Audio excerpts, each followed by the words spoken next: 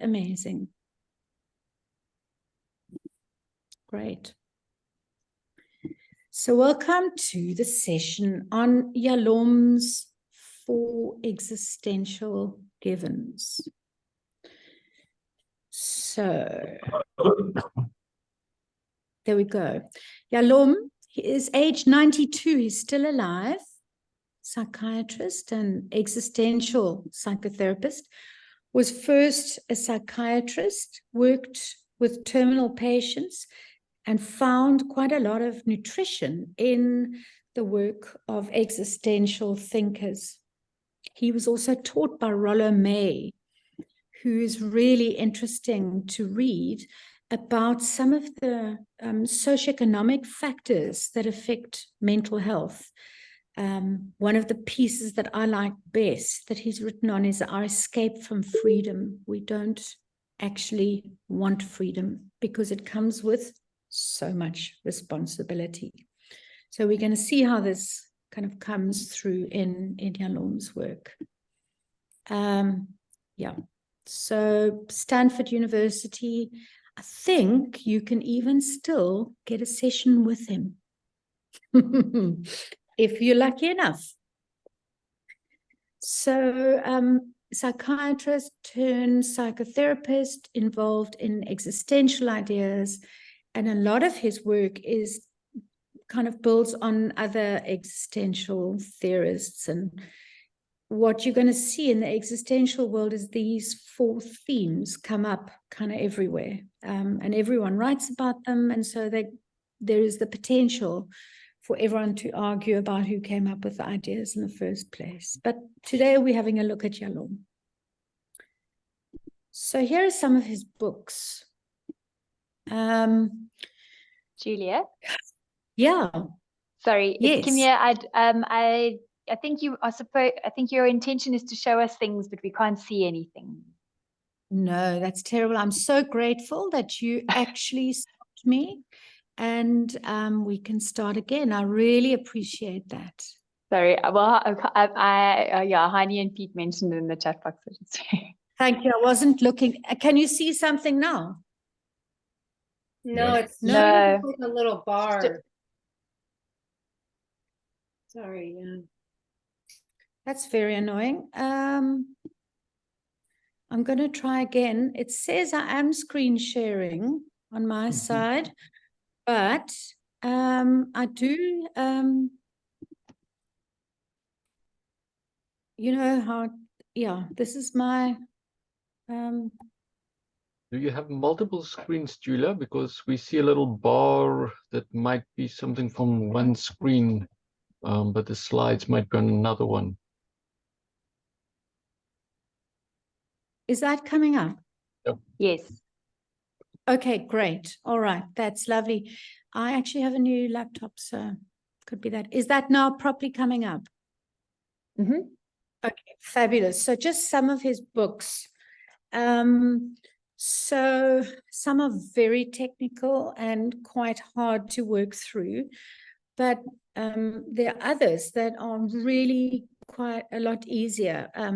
Mama and the Meaning of Life, Staring at the Sun, on death anxiety. And these books have got many case studies in them, and they're quite delicious and easy to read. Existential psychotherapy, on the other hand, is a lot more difficult.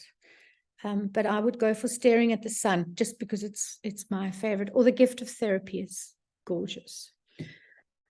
So these are some of his books, and you can see how he references Schopenhauer and Nietzsche. So very existential in orientation. So Yalom says all humans have to deal with the 4 givens of our existence, and they are death, meaninglessness, isolation, and freedom. And each of these ideas show us how to live or how not to live. They all have these embedded ironies within them. And I would love to talk a little bit about how one applies them in coaching. So how does one work with the idea of death in coaching, meaninglessness, isolation, or how do people learn how to embrace and take responsibility for their own freedom? Now, bizarrely enough, these 4 existential givens relate very strongly to our own methodology on stuckness.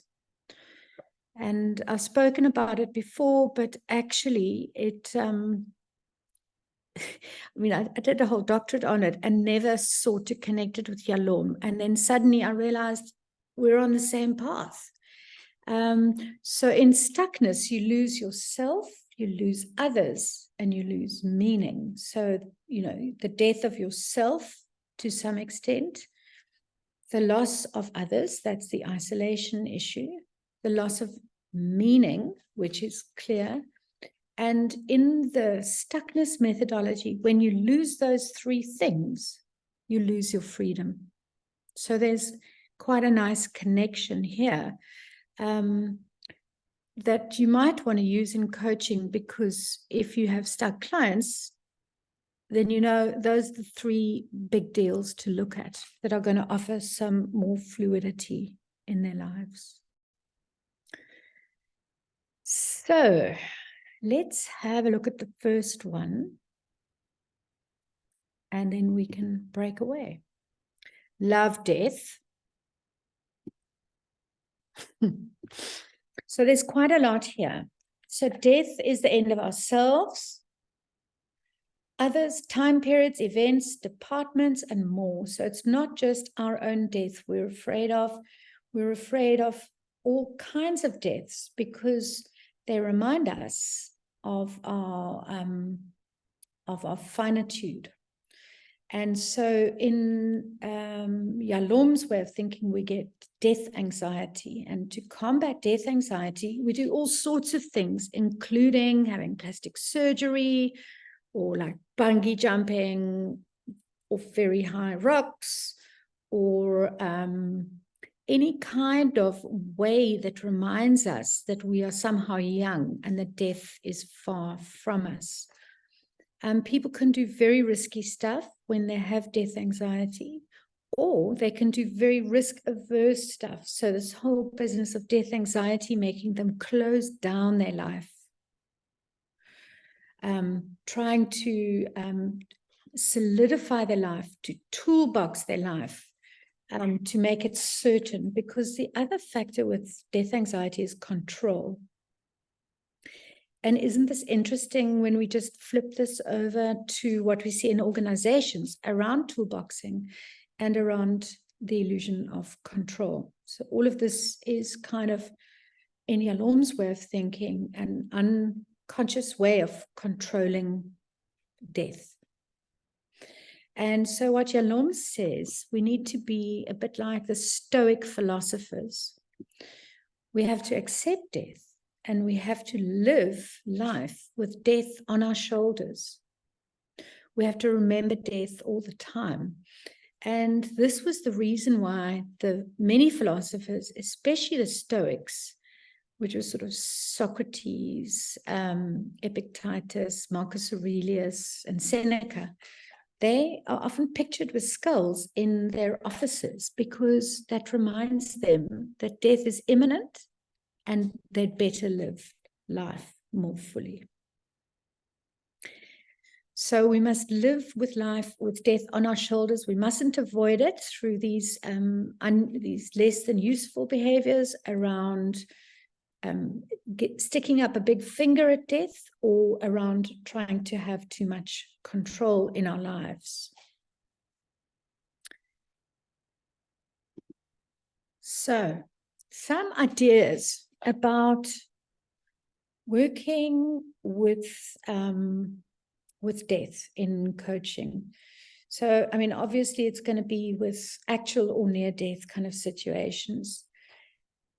Talking about the near-death thing, I once saw it was a very academic paper that I found amusing, and it was researching the impact of near-death experiences for CEOs? Did it remind them to live more fully? Did it change their ways of leading? Well, the results of this were that yes, it did, but it didn't last that long. A near-death experience, we only remember for maximum 10 years. So, I mean, that's just fascinating, is how quickly and how, we forget these experiences and what they teach us about how to live. So working with other people's deaths, or maybe the deaths of environment or context or a department or even a culture. And a lot of organizations put a lot of money into changing cultures. But I don't think that the death anxiety part of it is fully managed enough.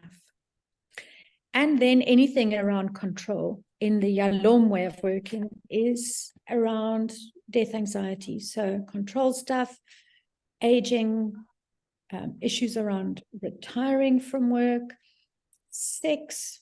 A lot of sexual behaviors come from death anxiety, particularly ones that are sort of more dangerous because they remind you how to live. You see people, people going through spurts of lots of sexuality later in life, almost as a way to kind of remind them that they're still alive. Money is another way to see death anxiety in action, or weight and body issues, because a lot of the death themes relate to control. It's quite interesting to see people's relationships to their bodies. Do they desire to completely control them? The size of them, the shape of them, how they age, how they work, or do they have a more collaborative relationship with their body? And are they working with it? So some ways to work with this, and I just love this because I'm cheesy, but this idea that no one hands in a project if there's no submission date. So no one, people are less able to complete projects in their life if they don't have some kind of closure date in mind. They might fiddle about for too long and not get kind of going. And so this is quite a nice thing to work with in coaching, because it reminds people to do the things that they wanted to do in life. The second way of working with death is getting into this idea of our identities being emergent. So you don't have one identity your whole life. You have a whole series of identities. And if we can accept that, then it's much easier to accept the death of one or two of these identities instead of, the whole of us dying. Just some other tips and bits here around how do you want to be remembered when you die. I find this really interesting, working with senior execs who spend all of their time building up their jobs and then come up with, I want to be remembered as a loving father, So that's interesting too, how do I invest in my life?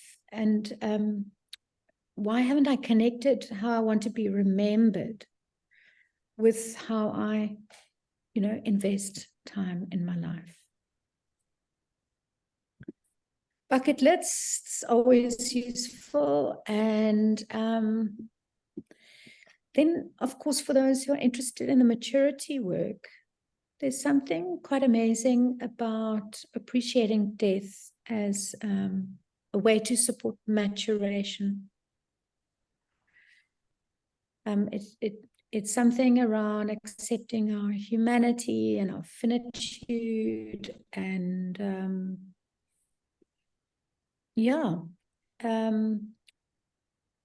learning how to live life in the way that we want it to be, instead of the way that the world wants us to live life. So it can support maturation. So I think I'm going to actually just do this now and chat to you all. That's just a real, very basic introduction to death. Is there anything there that you'd like to chat about in particular?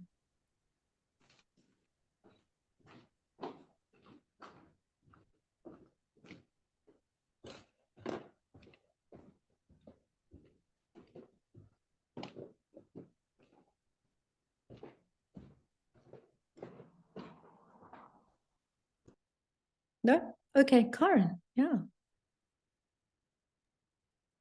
So Julia, maybe you can just say a little bit more about the relationship with death and the maturity models. Yeah. Yeah, well, I don't know if they're terribly clear, and I don't have complete research about this, but I think how I think it would go is initially at earlier levels of maturity, not age, there's some level of denial about our death, because this idea of contemplating our non-existence is so incredibly overwhelming that it would be very hard for us to digest. I mean, we've all seen how children cope with the idea of a person being alive and then dead. It's hard for anyone at any age to think through this thing. But I think as we get older, and certainly we see this in the scripts we mark, we start to make up other more digestible ideas about what happens when we die. So sort of middle of the range, what we see in scripts, middle of the range, kind of conventional levels of maturity, ways to accept it, and often those ways of accepting it are around putting down a legacy. So this idea of legacy can take many forms. And, one easy kind of legacy is if you have children, then your gene pool's going to go on. But if you don't have children, then how are you going to create a life that transcends yours? And thereby overcome this idea of not being. And of course, the answer lies in how we create meaning, because when we get to the meaning bit, we'll see that the most effective forms of meaning are meanings that transcend our life. So they kind of make us feel okay to die. And then later stage, and of course my sample group is small, a much more visceral understanding of death, much more easygoing, much more thoughtful, kind of not necessarily resolved about where I go when I die, but sort of more comfortable with dying. Still the issue of legacy in there. How do I transcend my death and make sure I left some mark on the earth while I lived? I think that would be a sort of a loose picture, but I think the idea of legacy is important to people at sort of conventional and post-conventional. I think at early levels, we're not thinking about a life bigger than our own. Yeah, thank you for that.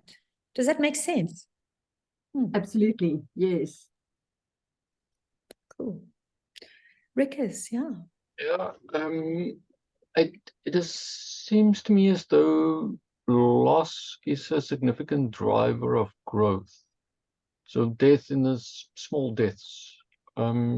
What are your thoughts on that? Yeah. So a couple of things. Absolutely, I love that connection. And there are many, many, many. Jessica's downloaded We Croak. Love the name of that book. So there are many ways of interpreting that. So loss is a mini death, and there are other kinds of mini deaths as well. And certainly in the existential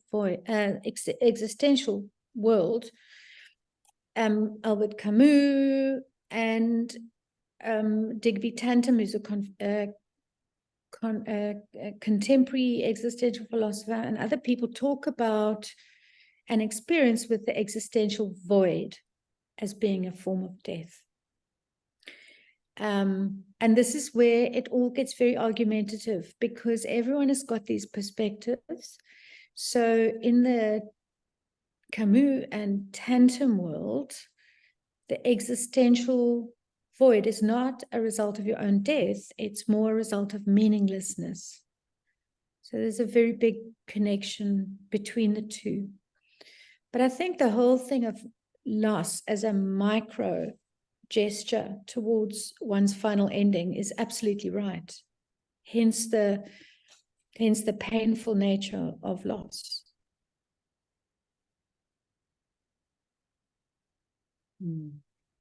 Yeah, I don't know if that's helpful, but Hani, did you want to say something? Yes, thanks, Julia. I am really loving this part of the topic. I didn't realize that we'd actually be touching on this. I recently saw a clip about a coach in Finland who was doing live burials as a coaching practice, if you've seen that. And just this whole, getting the clients into this part of the conversation of the experience of embracing their own death in that way. And very, very fascinating to hear what people share in the experience of this play at death kind of thing. I think it, just fascinating. Yeah, that sounds fascinating and sort of very similar to the ritual of having the skull on your desk. Yes, well, I think not scarier, but to actually climb into a coffin or have a shallow burial with some breathing equipment, I think is a bit dramatic, because that's the route she's going. And Wow. but yeah, really quite. I mean, I'm fascinated by how this seems to be emerging in what I consider that we live in quite a strong death denial culture, where we're escaping the reality all the time. When it's actually all around us. And I find it so interesting that I feel that post-COVID, it's almost gotten worse than that it's gotten us more curious. Just my thought. I love that, because it also speaks to this idea that when we experience death, then we construct kind of ways of thinking that are trying to make things certain. And so we reach glibly for science because it holds so much promise. And then, the way of being in the world becomes incredibly scientific. Science as the solution. It's just interesting. I do think that we do that because death is uncertainty, it's unknown. So for us, we go to science as the antidote. Whereas but I think even this paradox, you pointed to the awareness of death. If we thought of death more often, then we'd live life more fully, as one of Yalom's positions or points. But again, I think the thing about people returning just to that overdrive is, what does living life more fully mean? Is it doing more? Or, I think that's kind of, people get trapped into the same thing because they're afraid of, I don't know, because they're afraid, maybe is the period. Yeah, that's how they get stuck.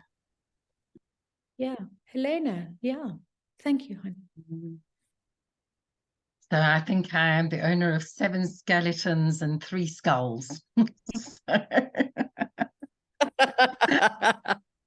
I have 3 of those Mexican ones that dance. Oh, wonderful. And I've always thought that it was a blessing that I had lots of death in my life, because it's the master of teaching you to live in the present.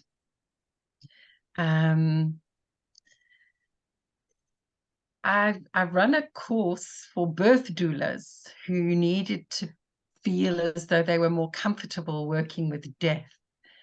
So that was a very interesting experience of 13 weeks with 14 birth doulas.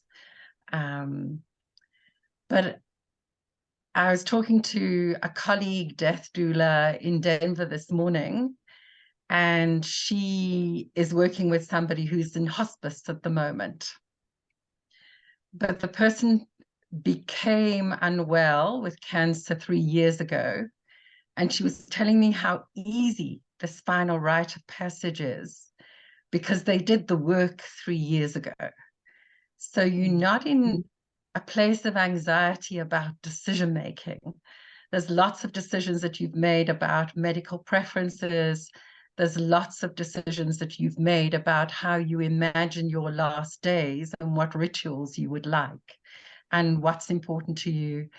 You've done forgiveness work because you've looked at you've done your lifeline, you've looked at relationships, you've done forgiveness work, you've thought about your legacy work. Yeah, I think this, when I was writing before Forever After, Jacana used to call me the death coach. Oh, here comes the death coach.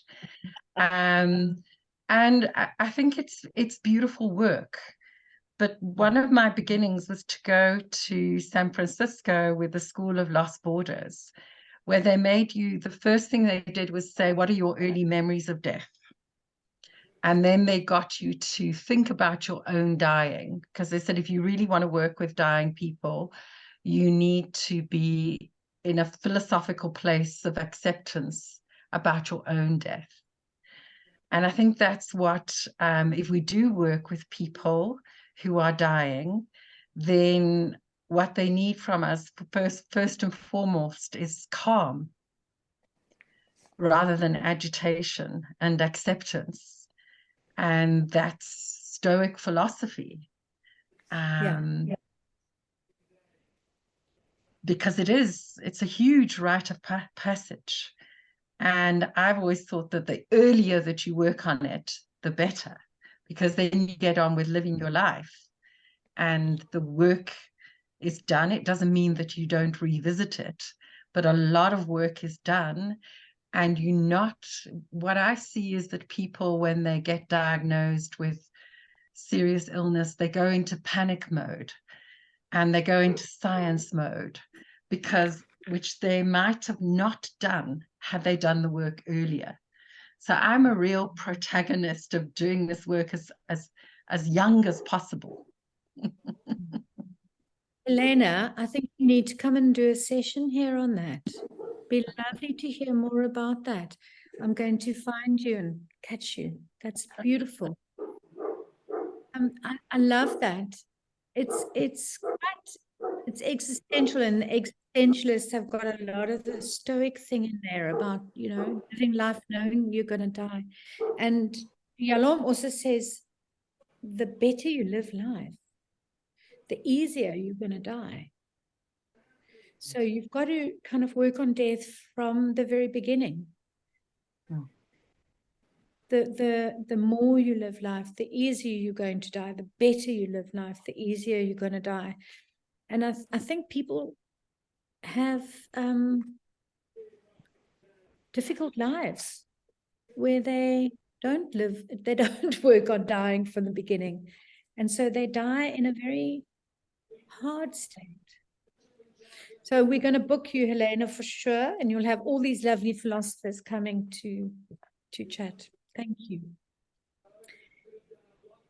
Anyone else want to make any more points about death, or any examples from working with death in coaching or therapy? Just looking at the time and I'm thinking, yeah, Kim. I was watching an interesting documentary, it was years ago now, where they looked at different sort of practices or therapies and how effective they were. And it was quite interesting that the one that came out top was death meditation.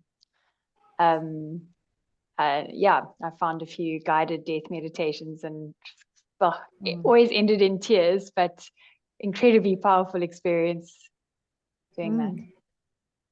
I love that.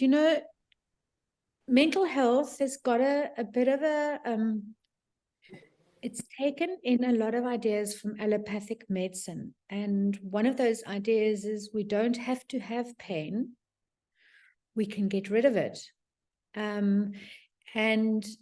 That causes a lot of problems in therapy, according to the existential people, because we think pain is a good thing. It tells you how to move, gets you going. Obviously, neurotic pain is a problem, but most pain is saying to you, you've lived your life properly, you've stretched yourself, you've done things. But what I like about death is that you can't use that medical model there, because you can't take death away. So you have to learn how to live alongside the problem, not get rid of the problem. And I love that. And I suppose it kind of links to all the conversation, because, you know, if we start working on death young, we learn to live alongside death. Like your meditation, Kim, and we don't think we're going to now erase death from our life. Yeah. There we go. Thanks, Joe, for that. The dopamine. Yeah, we've got this idea we can avoid pain, mental and physical, instead of like the existential thinkers and the Stoic thinkers think, which is, you know, maybe there is some pain we need to get rid of, but most pain we must learn to rather live with. We must be more agile, and we must build our stamina to live with pain, so that we can meet life head on, and that we don't get turned away when we have to deal with something troublesome. So we build our stamina for pain. I mean, it's not always what coaching clients really want to hear, is it? Okay. So maybe what I'll do, if it's all right with you, is I'll have a look at isolation, and then we'll break up. Because I just think some of the conversation that's coming out of this group is brilliant. Okie dokie. Let me go.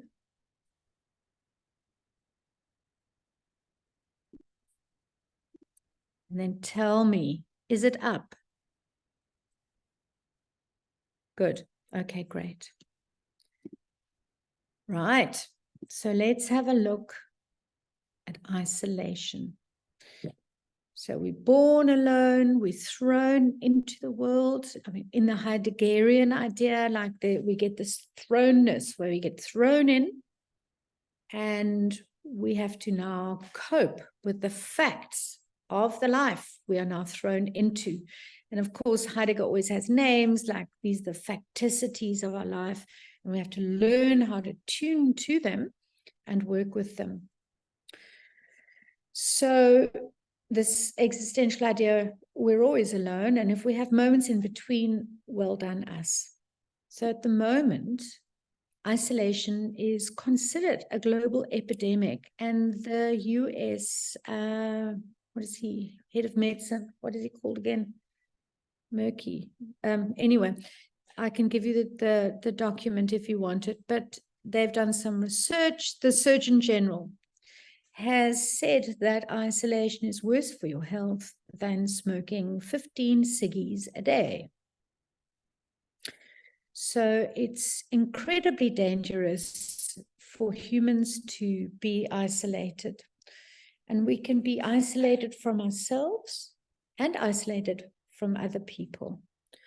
So some of the benefits of connection with other people are, you know, in the Ubuntu style, but also in some of the other existential theorists' work, people like Buber and Tillich, sort of more spiritual guys. They talk about our interactions with other people as humanizing us. They allow us to be a human, exactly in the style of Ubuntu. And then the other thing is that we learn and grow in relationship. So we do a little bit outside relationship, but a significant proportion of our learning and growing is dependent on relationships. So we really do need relationships to be human. We cannot be human on our own, and that is why it's so incredibly dangerous. So here's some of the factors that have increased isolation. And so there's urbanization, dehumanization, disconnection from self, objectification, essentialization. I can add you a lot more shins in the world of isolation. But this difficulty in trying to balance being for ourselves and being for others, how do we do this? Do we live our lives for ourselves, or are we living them in relationship? Obviously, we can't do one or the other, because if we don't have ourselves, who's there to humanize? And if we don't have others, how can we be humans on our own? This fear of isolation is hugely damaging to relationships, because people worry about being left, being isolated. And so this introduces a level of panic in relationships and makes them very difficult. And I think for those of you that understand all those attachment patterns, you can see that autonomy in sort of avoidant attachment patterns is related to not wanting to go through the experience of abandonment again. And then the more conditional patterns are all about trying to not be isolated by delivering behavior that keeps partners in. And then this other thing, which I just love, which is the work of Buber. I don't know if any of you know Buber. He was a humanist. He was trying to introduce Jewish humanism. And he was in Europe around the same time as Heidegger. And his work has primarily been on how we engage with other people. So I want to just talk this through with you because it is such a funny thing. So he spoke about two kinds of relationships, the I-thou relationships and the I-it. Now, if I had you in a room, and I've done this before and it's quite fun, I would ask you to point to yourself and go, I, and point to someone else, maybe on the screen. It. I, it. So when we have I-it relationships, we don't engage with the person as having an inner world or having emotions. They are an object. And so they're treating humans like objects. Now, I know I've got to watch myself when the subject of objectification comes up because I tend to overdo it. So I'm going to move away from that one now and go to the I-thou relationship. The I-thou relationship is when we engage with humans as having an inner world, agency, wants, and desires.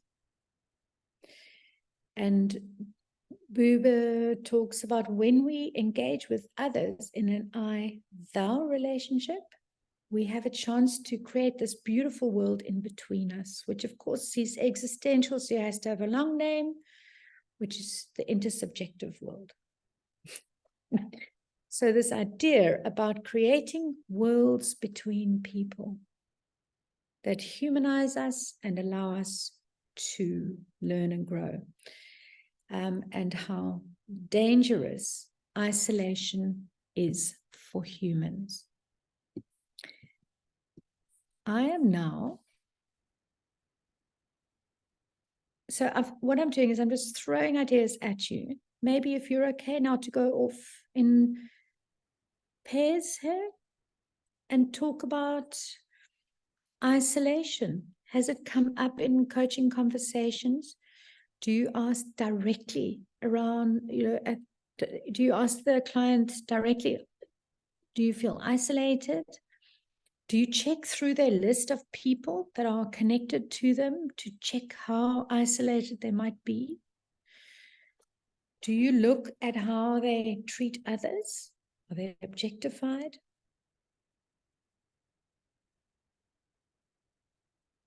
Are your leaders in organizations using people as pawns? Because often isolation can do that for you. So I'm going to send you into pairs. Okay, lovely. Nice groupings. And I'll send you in for 15 minutes on isolation. See you soon. You're right. 10 to 5.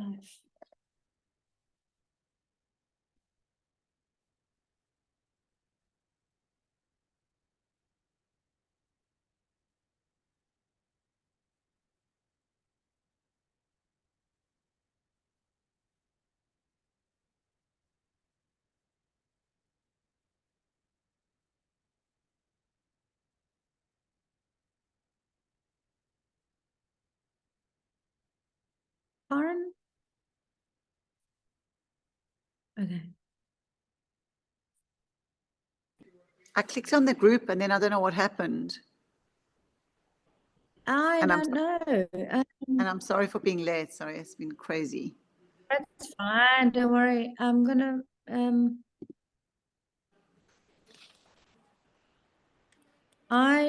you meant to be in group 5. Oh, okay. Let me just no. Where's Jessica gone? She has left, so I'm going to put you. Oh, is that what happened? Yeah, I'm going to put you in group 2. All right. Thanks. Are you okay? Oh. What did I do? Maybe I pressed the wrong thing. Sorry. And welcome back from the breakaway room on isolation. Who wants to chat?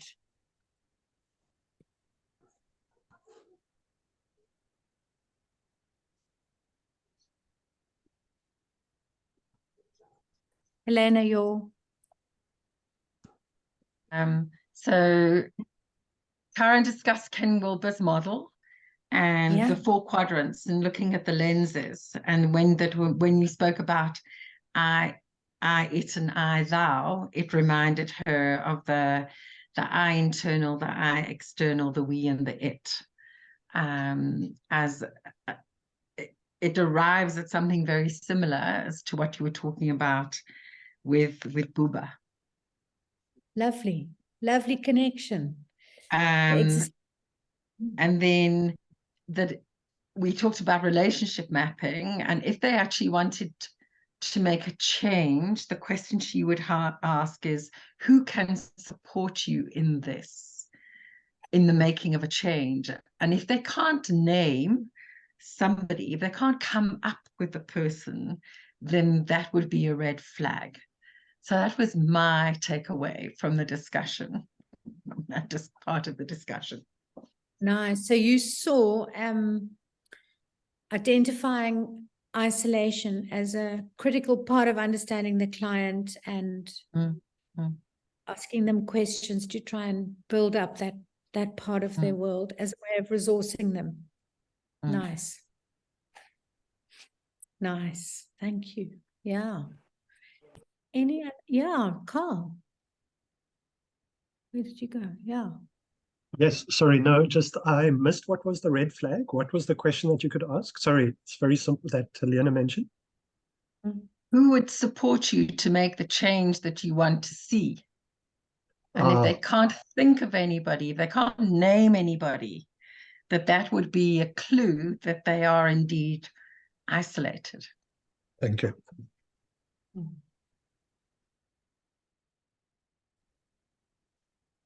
Yeah, honey. Yeah, I recently did a very interesting exercise on circles of safety that I found very insightful and have used with a client. And the 2 circles of Wu who's in your safe circle where I can bring my most tender ideas or fragile or vulnerable thinking and sharing to, and know I'll be safe, and that thinking will be safe. And in the other side of it, which is, who do I feel I need to be kept safe from? And I think that kind of brings in, an interesting insight into where I'm disconnected. Yeah, nice. Good questions to explore that. And I love that. It kind of makes two other questions in me, which is, who would I let change me? Because I suppose in this this thing of being humanized by others, are we treating ourselves as objects? Are we letting other people touch and change us? The ones in your inner circle, honey. Yeah. Andrea, did you want to speak to that point, or another one? Kind of, but also another one. At the same time, maybe. Because Joe and I were speaking about many things, but one of the things we began speaking about was AI, and whether AI is the it always, and at what point may it become for someone a thou. And so would you let AI change you, is kind of like what I was thinking. Would someone let a machine or a machine learned kind of thing change them, or would they always just consider it kind of like this other? And do we do that? We do that with people, but if we were speaking about it, in the context of AI, just considering it for a minute. What a lovely question. And I hope you come next week when Kate is talking about AI and coaching. Yes. Such an interesting thing, because machines change us all the time. Unconsciously, they're fiddling with my behavior and training me day in, day out. Everything from the remote control to the microwave to the garage door to my laptop. The dopamine from Facebook, Instagram, and everything else. Our brains are wired differently now because of it. Yes. Is that interesting? Rickers, our resident expert on AI, and Carl.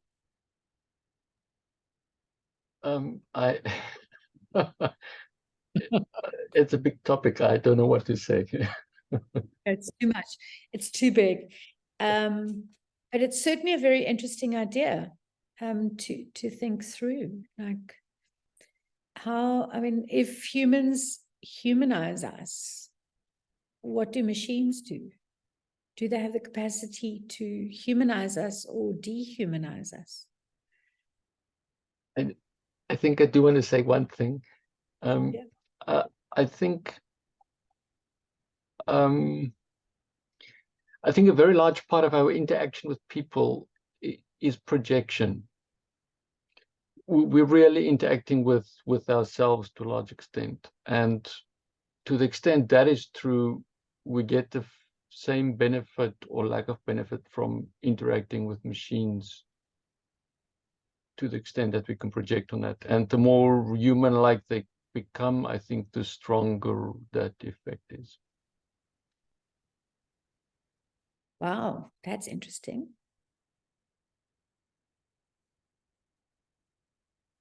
Thank you. Very interesting. Very interesting. And I wanted to also comment, and I'm sort of going out on a limb because this is a rather unpopular belief that I'm going to now express. But we spoke about staying safe. Who do we need to stay safe from? And I know what some of the Stoics and existentialists would say, like something along the lines of, like everyone is dangerous. So, like, what does that mean? Do you never allow yourself to be exposed to dangerous people? And there's quite a lot of work being done around establishing safety in organizations. And while I understand the impulse for it and recognize the importance of it, I sometimes wonder about maybe we have to let ourselves out into a more dangerous world from time to time, maybe be touched by an enemy. That's just me being argumentative, but I sometimes think the whole emotional, psychological safety story has been slightly overplayed in a similar way to the way self-love has worked. That's me being cheeky. Thank you, Hani, for that. That's brought up some good conversation. Anyone else want to talk about isolation?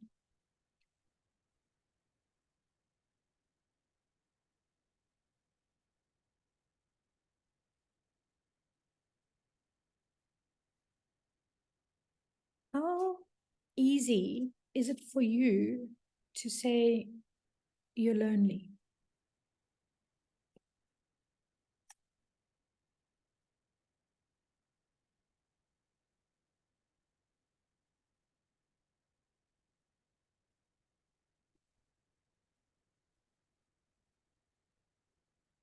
Interesting. I mean, my experience of this one is it's very hard. It's like admitting that maybe you've got rabies.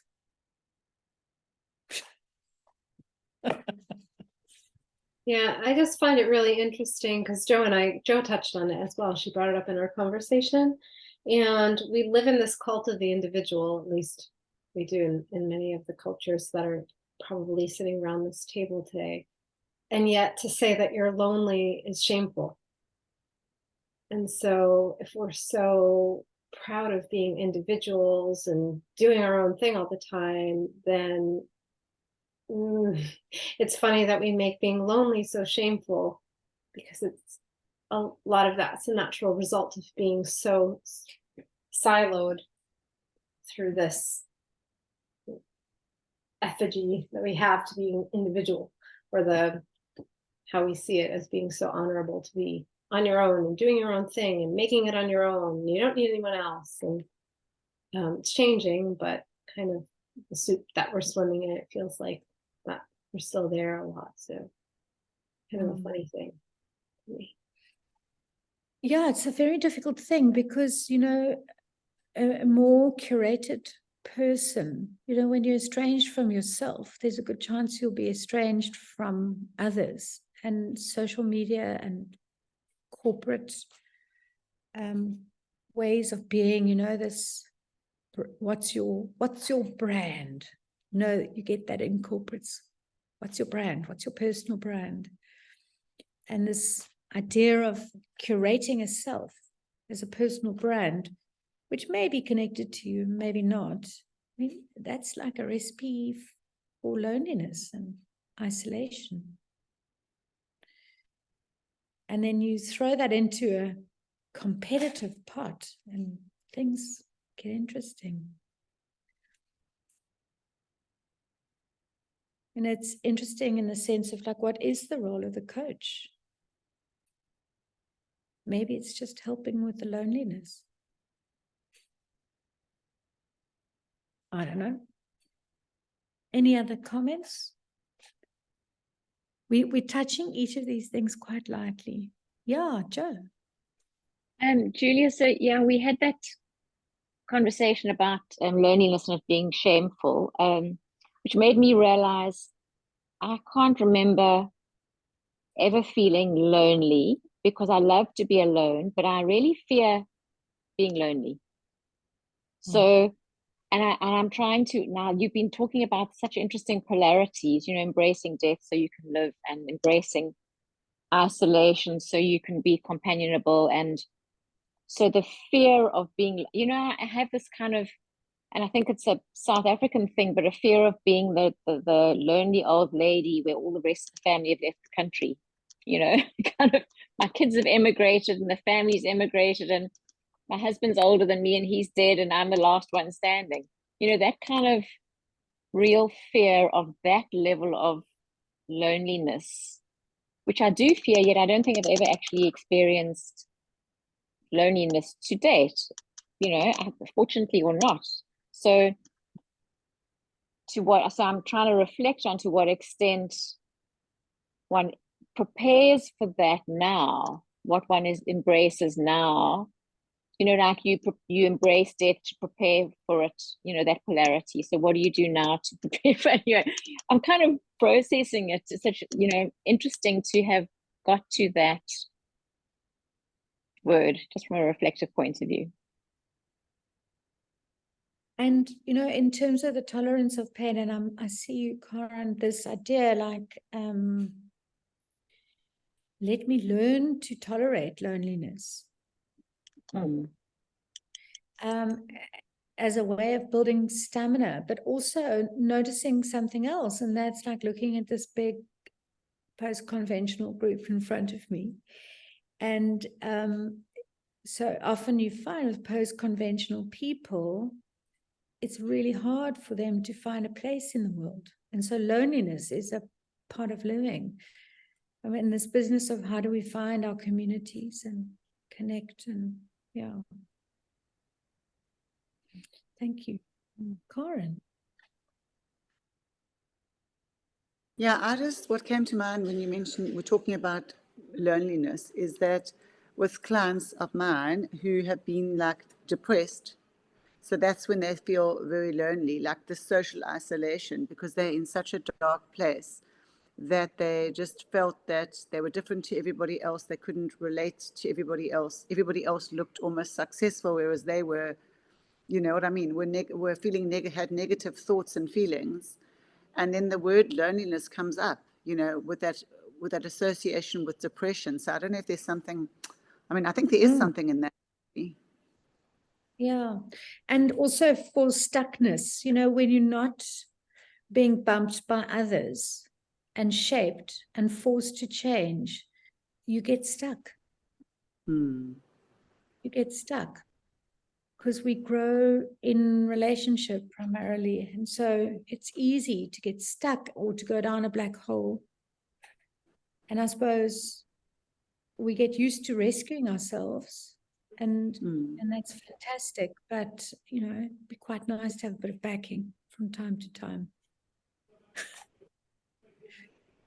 And I suppose that piece, the puzzle, is also kind of linked to the whole business about the existential business about really taking responsibility for making your life how you want it.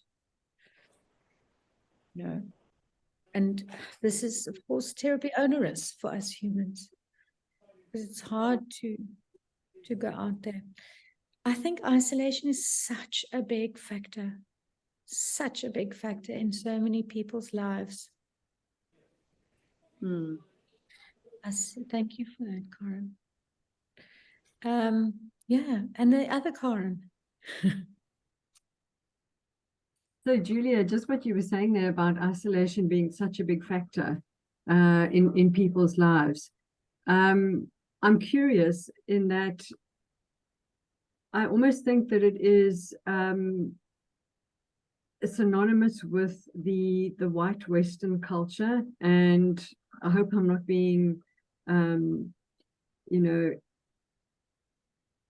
improper here, but when I've coached people of a Muslim faith, their elderly people are never put into old age homes.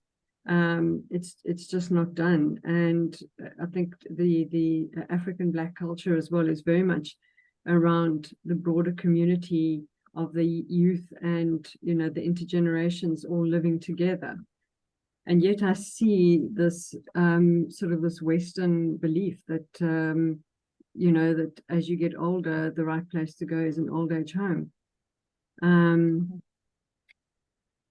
that for me is so sad. Yeah, I don't know if we can make that a rule, but what I did find really interesting was in England, it's normal to hothouse your old people. And remember how COVID would just take out a whole old age home. Because there were no other populations in that group to provide health stability or protect, present immunity or something. I think that that's true. And I mean, there's plenty of research that supports how, I think there's some really bizarre research on how quick your wound heals if you're alone or with someone else. Mhm. And it's better for you to smoke than to be isolated when it comes to wound healing. It's devastating. Thank you for that. So I'm going to quickly look at the next one because we got to go. And I'm loving, Joe, that you said it's all about this polarity. If we can accept this, we can get this. So now we're going to, I wonder if I'm going to move. Let's go to meaning. Okay. So meaning. Karen, do you want to say? Yeah. Tolman. Sorry, I just wanted to, on that point about the old people, because that really touched me. That was Karen that was talking earlier, just about these blue zones. You know, the blue zones. I don't know if anybody's seen Blue Zone. It's also on Netflix now. But that's amazing how the communities, certain communities in the world, like one is Okinawa in Japan, and there are 5 different blue zones. You know, there's also something somewhere in Italy where it's the communities that keep everybody going, and then they're living to 110, 120. I mean, it's quite remarkable because they're not lonely, because they look after each other. There's a sense of belonging and community, you know. Who just watched it? Victoria. Yeah, I want to watch it. I've only heard about it, but I've read a lot about the Blue Zone. I mean, so that is something, I mean, there's got to be something in that. Yeah. Yeah, we need others to live. Yeah, thank you for that. So meaning is the big thing with the existentialists, and not all of them say this, but like the majority of them, like the big hero on meaning is Albert Camus, who says, like, the biggest question philosophy can answer is why should we live at all when everything is so essentially meaningless? And I love this idea of absurdity because it really works so incredibly well in corporate, because people are trying to find meaning behind action in organizations and reorganizations, but ultimately quite a lot of it is completely absurd, and organizations seem to get by despite their leaders instead of because of them. So, there's lots of people that, well, the existentialists say if we can accept that life is essentially meaningless, then we can embark on our big job, which is to create meaning. So we have a problem with meaning.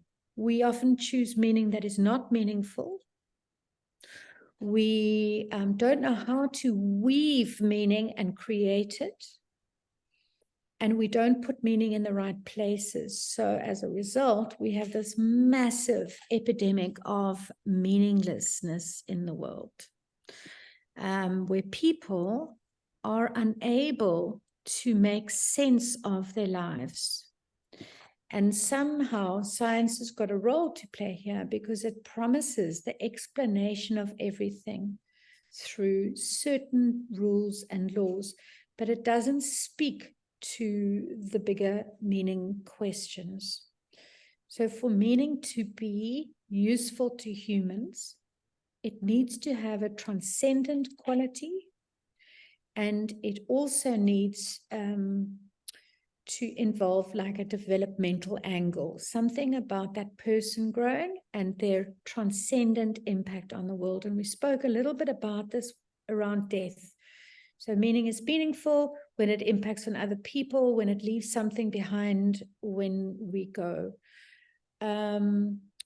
If we don't have meaning, there's a lot of people from Frankl, Camus, and others who say that if we don't get meaning, what we do is we do a whole lot of other less helpful behaviors that are dominated by our will to power or our will to pleasure or materialism, which are kind of ersatz replacements for proper meaning that distract us from creating better meaning in our lives. One of the interesting things I'm seeing is that in some of the organizations I work in, which are often government or whatever, we've got a bigger idea of, what they're delivering. Those leaders often have quite a lot of meaning in their life. But the problem is they only have the meaning at work. And then when they go home, they're not having as much meaning. And so as they move towards retirement age, things get really panicky because the world outside work is not as meaningful. So that's quite an interesting thing to explore with people, where their meaning resides. Is it at home? Is it at work? And if they're moving towards retirement, helping them build up meaning in other places. And I mean, this is like, there's a funny little irony here that I saw once, exploring how this person could engage maybe with her grandchildren. And she was full of death anxiety. And she said, no, she doesn't really want to engage with her grandchildren because they remind her of how old she is. So like the death anxiety got her in the end. But I mean, it's such an interesting thing to try and figure out where the meaning is. Is it in the right place? Is it the right kind of meaning? The other important thing about meaning is like a narrative string that sits inside ourselves and weaves our inner worlds together in some coherent way. Even if it appears paradoxical, meaning is amazing. It can tie together disparate elements and create a storyline that is quite remarkable. So it's important in kind of almost holding us together as a human being. It's the purpose, the meaning of our life. And I suppose the thing for us coaches is to really help people identify the components of the story of meaning and weave it together in a way that helps them be transcendent and coherent. And then just because, I have to show you now some academic language, I have to say now, it's archaeological and teleological. So it's backward and forward looking. It's, and of course it changes over life. So that's the other thing, like working with meaning. What was meaningful to you in your 20s? What was meaningful in your 30s? What's meaningful for you now? And then, of course, with that whole existential idea that if you can accept it's ultimately absurd, and I'm stringing together a story of meaning in whatever way is meaningful to me, that's how it is. Life is absurd, but I'm going to make this story here, which is coherent and transcendent for me.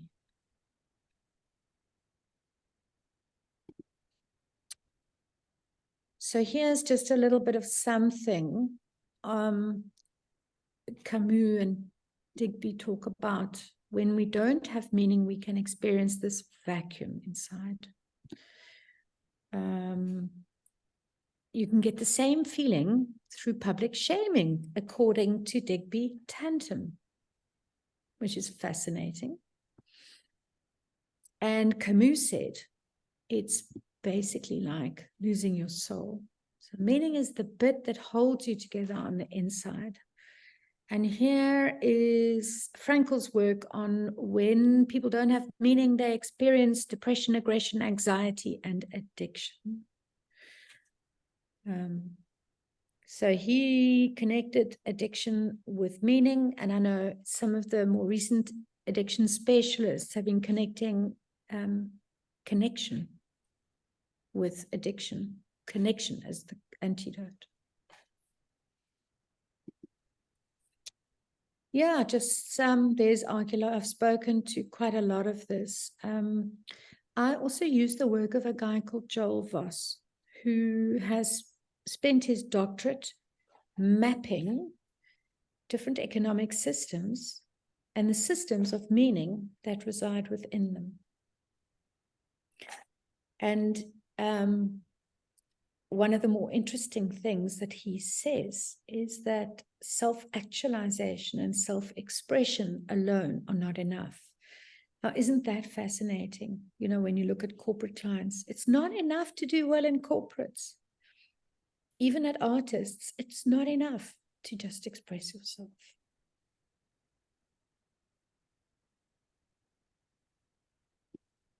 So maybe we can have just a quick chat, a little bit about meaning and what it brings up for you. And do you know how you make meaning?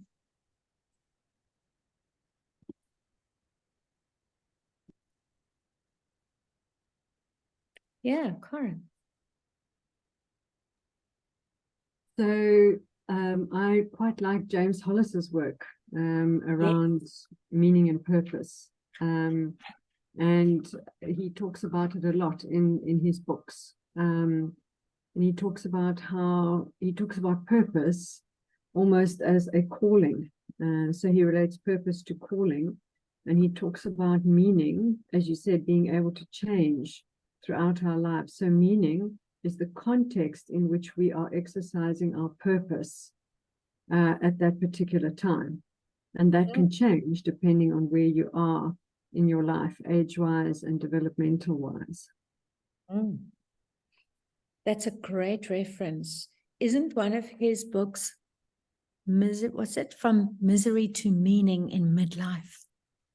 I'm not sure if that's the title.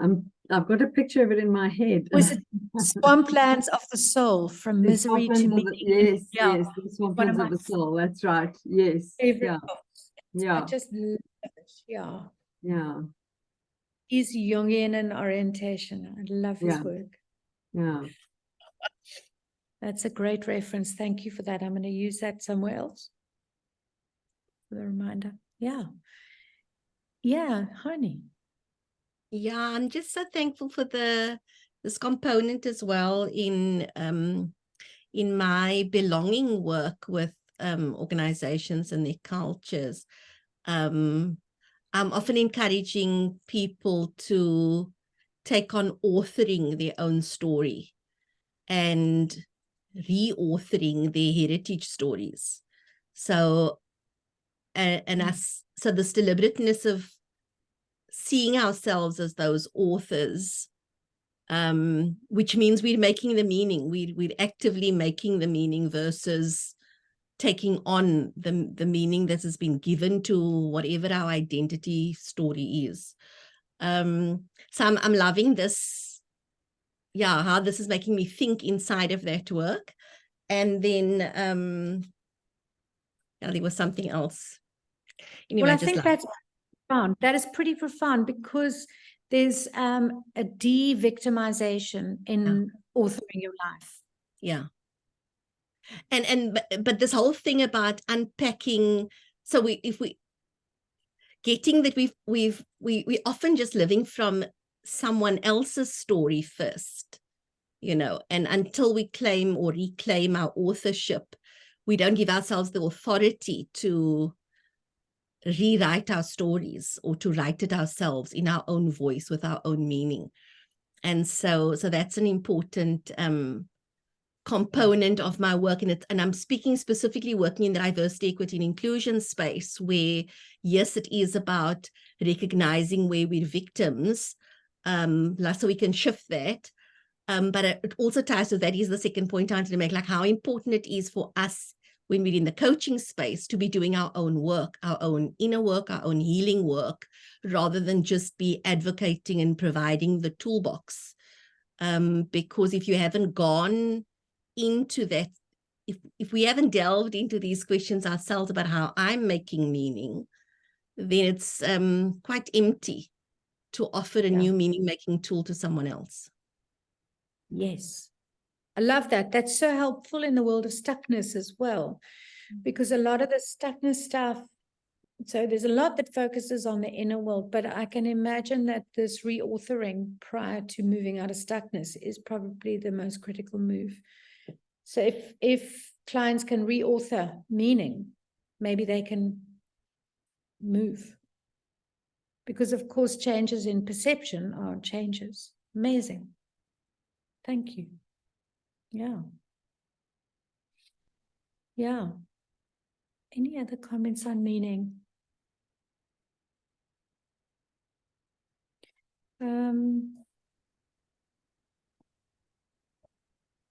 Oh, yeah. Really?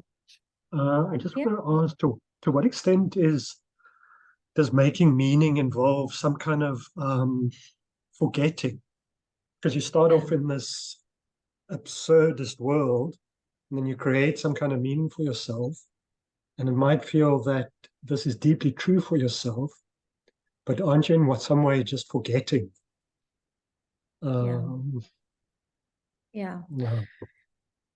Yeah, absolutely. But I think maybe as the conversation before that, I think that's totally right, is that our thoughts alone, our feelings alone are both, and even our sensations alone are often, not reliable. Our thoughts about ourselves in particular are incredibly unreliable. And what we choose to remember or forget is often determined by our defenses, our identity. So the data that goes into the memory bank has already been sieved. And this is, this is quite freeing in a way. I found this idea very freeing, because if I'm already an unreliable witness with absolutely no credibility, what an idiot I am to make a really shit story about myself when I could have equally easily made a great one. Like, what a twit, and I quite like that idea, because, we don't want to get people to a little bit too far off being vaguely realistic. But this idea of memories and meaning being so constructed by our inner worlds, they're unreliable anyway, and if they're all unreliable, hey, let's choose an enabling and a courage-making meaning rather than the choice that a significant majority of people choose, which is to believe they are not good enough. Sorry, Julia, I'm just dying to share on the back of that. If anybody here is in Cape Town to visit the District 6 Museum. Sorry. I don't know why this is done. This shouldn't. My apologies. No problem.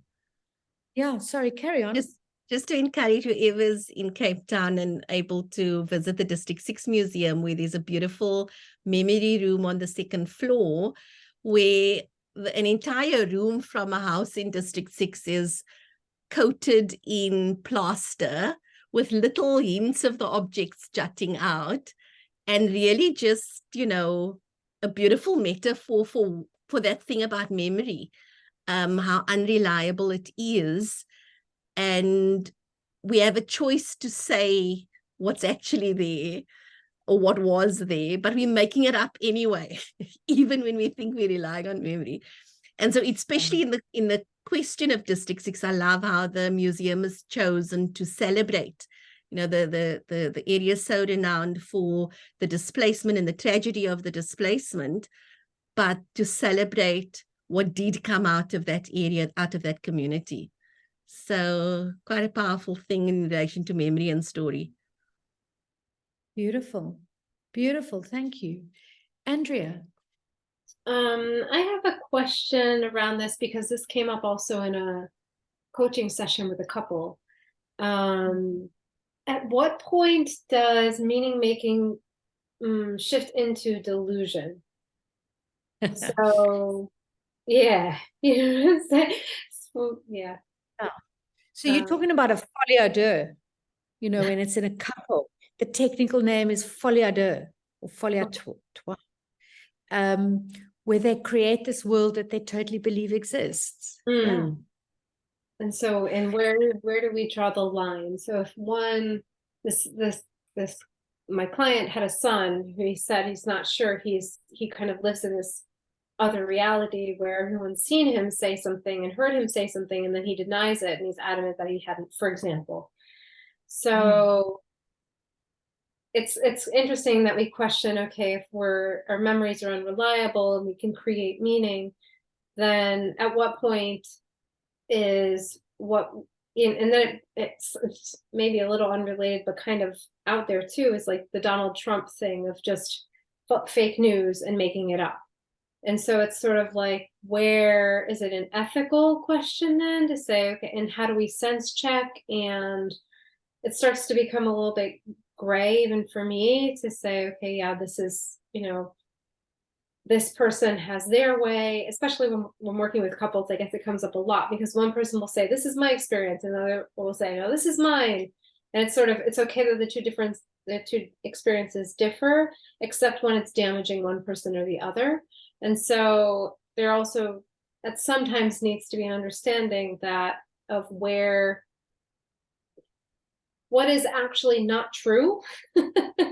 Where are we kind of creating meaning, but it's actually a non-truth or fact? And then what is, start to get a little bit kind of lost in it, I think. It's incredibly hard to answer that question. It's very complex. But I think there are ways of sense checking. And one of the ways that I've been sort of trying to figure that out is like head, heart, and guts. Okay, so let's just say we're just working with three brains and inner world. Like that's how I try and work with it. I don't know if this is the answer, but this is how I work with it. If there's some coherence, you probably got some truth. But often there's not coherence. So I don't know how this works. So you could do that, or you could do the Ronnie Lang, who's an existential psychotherapist who spent the whole time telling people to go and find out what they're not noticing. He said what you don't notice is a better source of data than what you notice. So maybe that's another way of kind of working with it. And then, yeah, I suppose you have to sense check it in different ways, triangulate it, and maybe explore how that belief is embedded in your identity and what would happen if it was not true. It's a very difficult thing. It's a very difficult thing to work out. Sometimes Simon and I in the business or with groups, we look at each other and we go like, is this a folie à deux? Or we're the only ones thinking this. I don't think there's Yeah, it's beyond my kind of capacity or my experience or my training as a coach, because I feel like some of it moves into kind of like psychosis maybe in that space, and I've never studied it or sat in that space, so I don't, for a clinical, I don't know if there's clinical guidelines or definitions. I'm assuming there must be. I just don't have that experience. Yes. So it's out of scope work for me anyway. It's just interesting because at what point is it out of scope, and at what point and to what degree can I kind of speak to it, and how might I be with it? But these triangulation, the folie à deux, and the head, heart, gut, yeah, I'll work with those. See if that can help untangle things. I think when it gets really bad, then there are definitions that deal with it, but a lot of it's in between. I mean, like a classic example would be an executive team thinking that the results are great because of what they did. Right. Okay, so it's much more complex than that, but it's just an interesting, I think you're right to raise it. Yeah. So last one. Thank you for that. I'll just do the last one, quick sticks. So now we've come through those things. So in the stuckness model, finding yourself, finding others, and finding meaning is the recipe for fluidity. And so it kind of links in to Yalom's work. So Yalom, kind of his ideas stem from earlier existential philosophers who say that humans are humans because they emerge and change. They don't stay the same. You know, a stone or an object always stays the same, no matter what context it's in, but that is not like a human. So humanity is defined by our capacity to merge, change, and grow in response to our environment. Existential freedom is often thought about as inner freedom, and it's always intertwined with responsibility and choice, because in the existential world, no choice is choice. So inner freedom is like a beautiful thing to work with clients, because we don't really figure how much our socialization or how much unspoken rules in the family or in our culture or other things that we don't automatically see, we don't notice how these things are defining how we live our life. We don't question them. And even if we rebel against them, they are still defining us. So this idea of inner freedom, in the Bob Marley sense of the word, is this freedom from being in reaction to stuff and being able to choose consciously. So there's lots of kind of philosophers that sit here in the work, behind the work of Yalom. So Rollo May is the guy that writes on Escape from Freedom, and lovely book to read. And he says, we really don't want to be free because it's frightening. We don't want to take responsibility, so we hand it over to countries, organizations, religious leaders, partners, bosses, and coaches. And sometimes as coaches, we fall into the trap of helping people narrow down their choice instead of allowing them more freedom. And one of the more interesting things I think that Rollo May said was, believing in your own powerlessness is an escape from the responsibilities of freedom. I like that because it's a different angle on agency.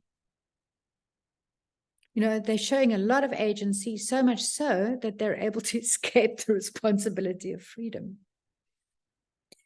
And in the existential frame, what our job to do as coaches is to help a person take responsibility for their freedom and to live with their choices.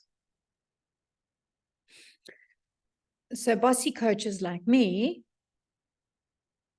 we might not be helping clients.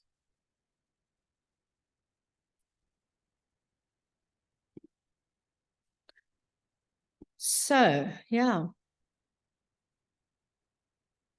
Some ideas about gaining freedom. So freedom isn't about doing what I like. Freedom is about taking responsibility for my life and actively making choices.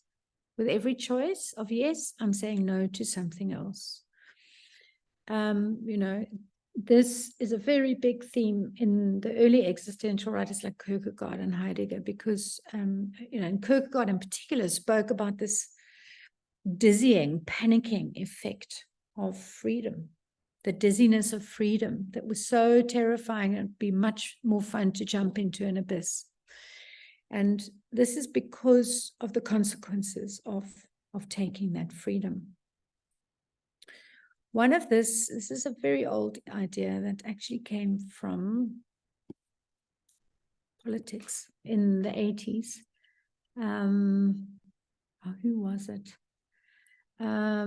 Anyway, but this idea of chains of oppression. Chains of oppression are always held at both sides. So what are the roles for both sides to take in obtaining this freedom? So, you know, a simple example is you still rebelling against your mother, or whatever, even at work, to your female boss. So you are not free. So maybe your mother's, how do you drop that behavior, which is possibly impacting negatively on your life?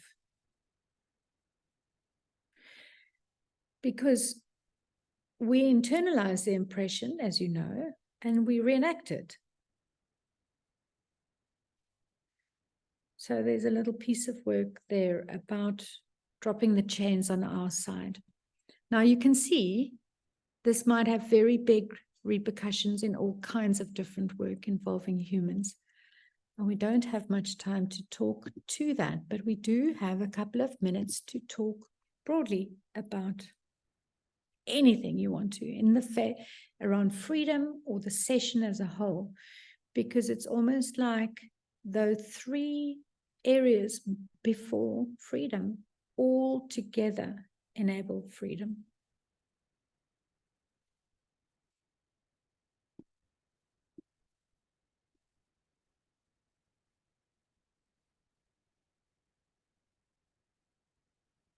Does anyone have inner freedom?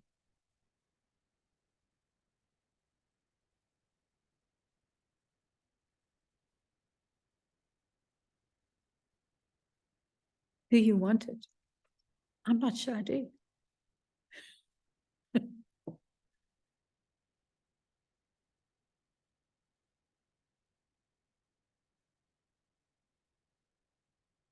Yeah, Kara.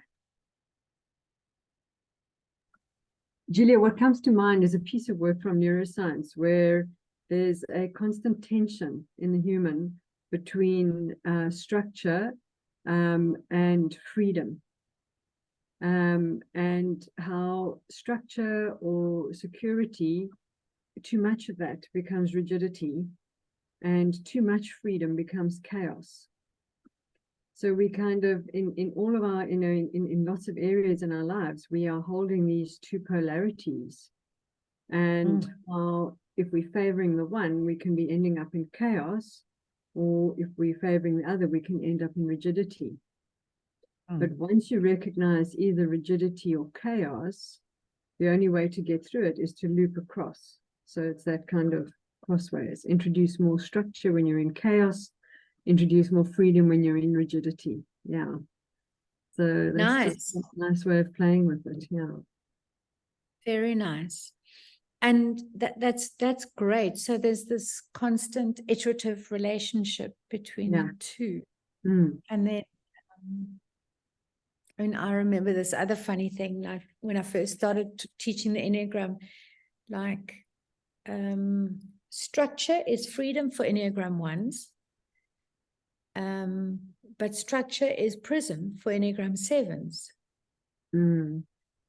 Such a interesting, what is how individual freedom is. But I think that's a really good coaching tip around chaos and structure, and just never sitting in one side, but just keeping the flow between the two. And I wonder if language style is not an entry point there, as a way to read how that person is.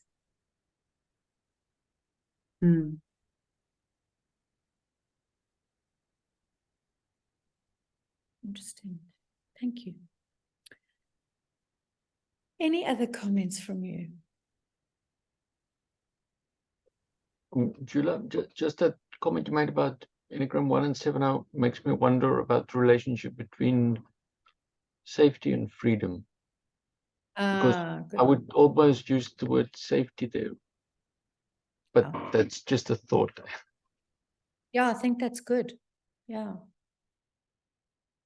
Yeah, I think that's right.